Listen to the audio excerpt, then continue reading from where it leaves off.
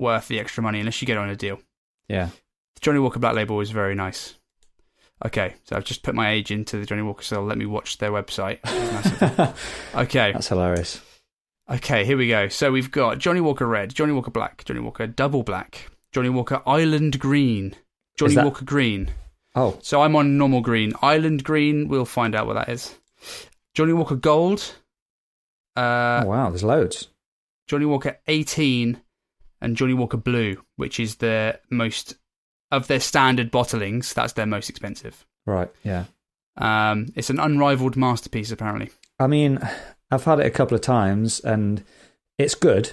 It is good, but it strikes me as one of these things that's like, it's just got a good name. Do you know what I mean? They're just whacking a huge percentage on top just because people say, oh, Johnny Walker Blue. There's so much of that. This is very nice, by the way. It's like the Cohiba Behikes, the cigars. I didn't realise how expensive they are now. They're like 115 quid a stick now. That's 115 for one cigar. Are you kidding? I think it's just the way that Cuba's gone now. It's so expensive. Like, I remember when the Behikes first came out, and they've always been like the flagship, haven't they? They've always been quite expensive. But I remember them coming out, what would it have been, 10 years ago or something? And they were like 35, 40 quid a stick. And I remember thinking, gee whiz, that's expensive.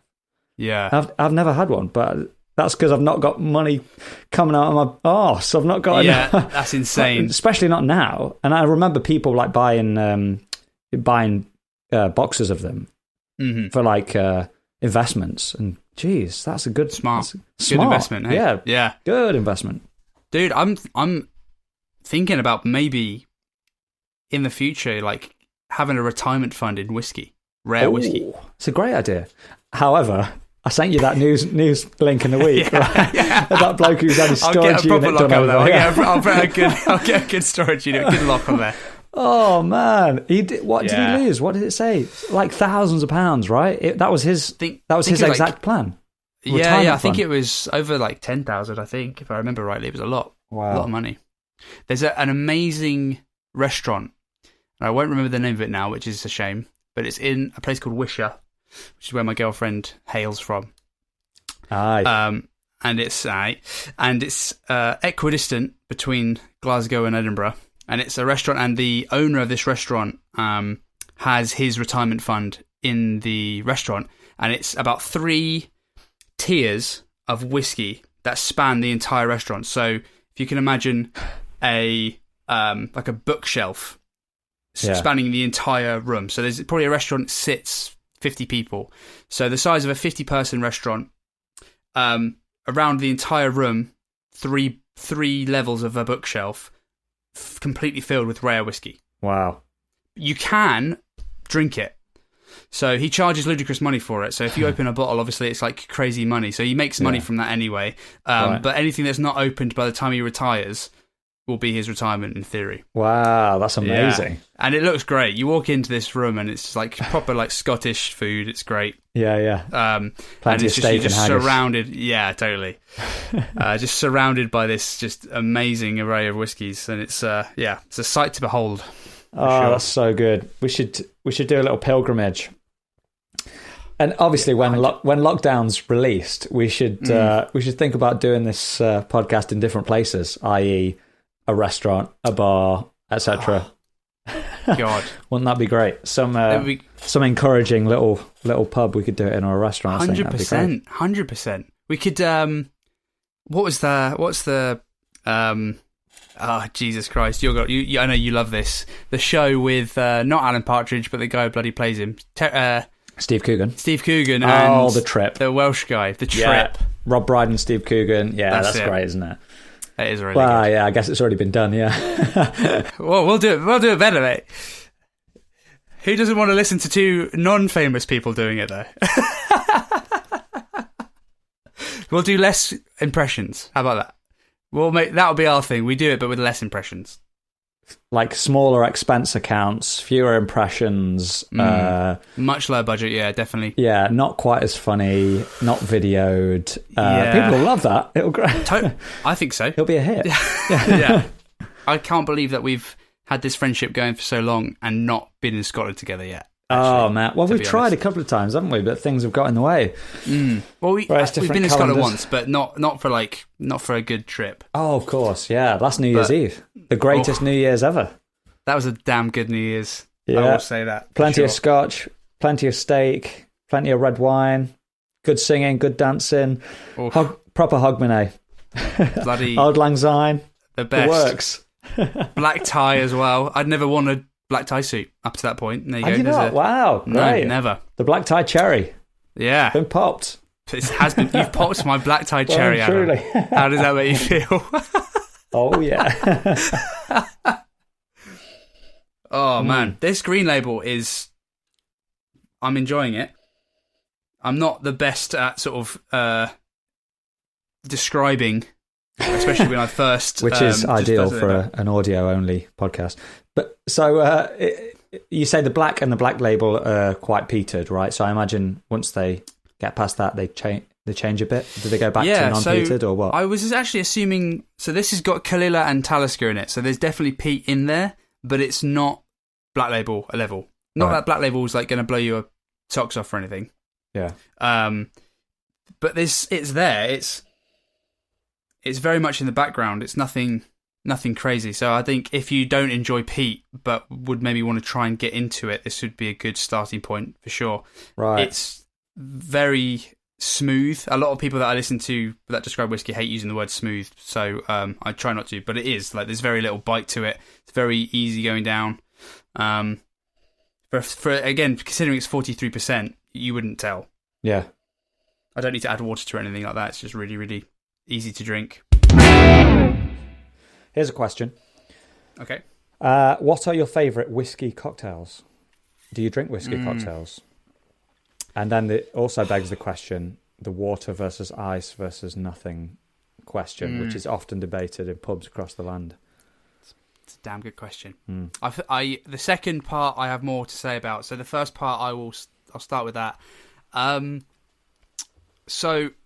Whiskey cocktails experience is pretty limited. Cocktails in general are pretty limited. I'm I'm a simple guy, and similar to we were talking about steaks last week. Yeah, exactly it. We talked about steaks last week. I don't like generally having sauce on my steak. I just want the meat. Yeah, just leave it how it is. Similar with Scotch, especially Scotch. I would generally rather drink it as it comes. But there are definitely times where the mood strikes and I would like a whiskey cocktail, and I definitely have gone through phases of making my own whiskey cocktail. So I would say my favourite is probably either an old-fashioned or a Godfather. Oh, nice. Now, a Godfather is pretty like simple. It's just whiskey and amaretto, effectively. But the stronger whiskey cocktails where you can really taste it, that's generally my go-to. Nice. But what about yourself? Obviously I like an old-fashioned. That's a man classic, isn't it? The old-fashioned. And, I've not had a Godfather in years. I'm going to have to do that, actually. I need to buy a bottle of amaretto. But in fact, I've just found one recently that I think you might like, right? Do you like a Manhattan? That's not the one I'm suggesting, but just... no, for sure. Yeah. Okay, great. So this is along those lines, right? And this is called a Lord Byron, obviously named after the famous bloke of yesteryear. So this is it's Scotch, Cointreau, Sweet Vermouth, Bitters. So the Sweet Vermouth, Bitters, Scotch bit is the Manhattan style, but it's got orange flavoured liqueur, so Cointreau or Grand Marnier, something like that in there as well. Great. With a slice of orange in a tumbler, rocks glass, whatever you want to call it. Stirred with ice in a mixing glass, then strained into the glass. So there's no ice or anything in the glass, just a big slice of orange peel. And made a couple of these in the past week or so, and they go down a treat. They're quite I'm going to say strong cocktail. Obviously, most cocktails are quite strong, aren't they? But it's one of those ones that your missus might try and go, oh God, that's a bit. Oh, I don't like that. It's not. It's the exact opposite of a cosmopolitan, which is like fruit juice. Sure. So it's like you're drinking this thing. But I'd highly recommend that if you like into your Scotch cocktails and you like Manhattan, or a Rob Roy if you're using Scotch. 'Cause I think a Manhattan has to be bourbon. Or rye, yeah. Whereas a Rob Roy is exactly the same, but with Scotch. Sure. So yeah, if you pop a bit of Cointreau, jobs are good. You got yourself a definitely. Lord I've got those ingredients pretty much. So just need to grab some oranges and do that. That sounds great. Yeah. Do you feel like you've mastered? I know you make quite a lot of cocktails. You sort of put some effort into it. Do you have a specialty? Ooh, specialty. I make a good Moscow Mule. Yes, I've had a couple of those that you've made for sure. What else? A good Dark and Stormy. I'm getting into my rum cocktails actually. Okay. Yeah. In fact, my memory isn't incredible. Like I've not got this encyclopedic knowledge, so I often have to refer back to the book or whatever. But I've been experimenting with some rum cocktails actually. Great. Maybe that's just because the amount of yacht rock I've been playing, just to sort of totally, yeah. That's sort of like pina colada-y, like anything with rum in it is just going down a treat. Yeah. The more country you listen to, the less stuff you'll add to your drink until it just becomes whiskey. Yeah. The cocktail will get simpler and simpler and simpler until it's just that. Yeah. Yeah. Okay, so here's a question. I've got a genuine question now. I think I probably have asked you this in the past, but I can't remember what your thought is. So with your old fashioned, do you use syrup or do you use just straight sugar and let it melt? I use sugar. Yeah, okay, like a teaspoon of sugar. But cool. It's quite a labour intensive cocktail, isn't it? An old fashioned, if it's made properly. So I think you spend a lot of time, with a dash of the Scotch and then a dash of bitters and then a bit of water, the bit of the ice, and you're like stirring for ages. But I don't think there's too much difference between syrup and sugar. But I think when I'm putting a bit of effort in, I'll use sugar. You use sugar, fair. Yeah, that's good. But like I say, I don't think it makes too much of a difference. Cool. Depends how many people you're impressing. If there are more different levels, more things to do, it's more impressive, isn't it? Like, yeah, absolutely. As much shaking and throwing of mixer as you can. And then garnishes and flames and dry ice. Yeah. Looking like you're working the alchemist. Yeah. Oh, man. Yeah. What about you? Signature cocktails? No. You know what? Oh, God, I feel like I have a good. Oh no, you make a good White Russian, right? Okay, I can make a good White Russian. I was going to say, I feel with more simple cocktails, I have a good understanding of like how much alcohol to put in. I think I lean on the stronger side. I don't like to drink myself generally cocktails that sort of don't taste like I'm drinking alcohol. I like to know I'm drinking something that's got a kick. You can taste it. That's part of it for me. It's almost a bit of a safety net as well, right? Because if it's like fruit juice, you've gone through 4 and it's only been 20 minutes. You've fallen over, yeah. Totally. That whiskey that I had last week, actually, the Japanese one, and possibly this green label, because it was so.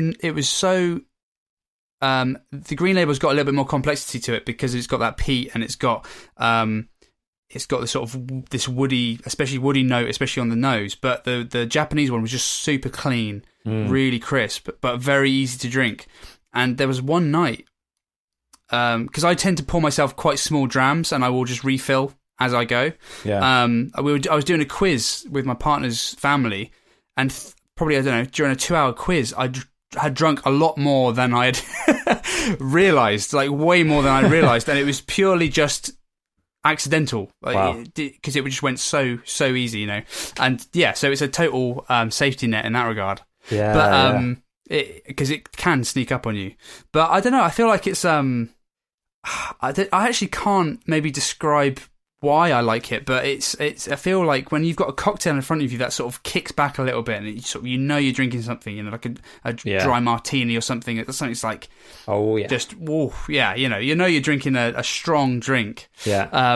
Well, the classic at the moment is the Negroni. I know obviously it's been around for years and years, but it seemed like the last 3 or 4 years, like everyone's drinking Negronis, and it's like the ultimate man cocktail. I guess because again, it's quite strong, it's quite short, and you can physically see that someone's drinking a Negroni because of the colour. So it's managed to get a bit of a trend behind it, hasn't it? Sure, totally. And it's super easy to make as well because it's just 3 equal parts. Yeah, Exactly it. Exactly it. Anyway, going back to the White Russian